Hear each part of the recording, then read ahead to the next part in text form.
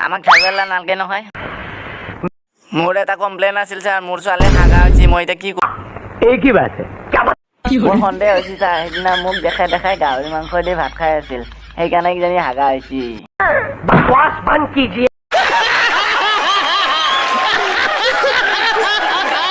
आप गुस्सा मत होइए बैठ जाइए চা ভাই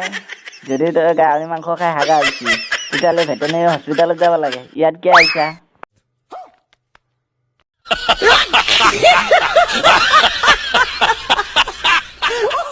hey গাহৰি মাংস খাই হাগা হোৱা নাই আম খাইহে হাগা হৈছে मैं जानता हूँ আম খাবি না যা আনবি যা আম খাবি কিন্তু হাগা হলে মোৰ দায় নাই তই চিন্তা কৰিব নালাগে হাগা হলে হাগিছ পিন্ধি लाइन पे আমাৰ ভিডিঅ'বোৰ পাই থাকিবলৈ চেনেলটো ছাবস্ক্ৰাইব কৰি ল'ব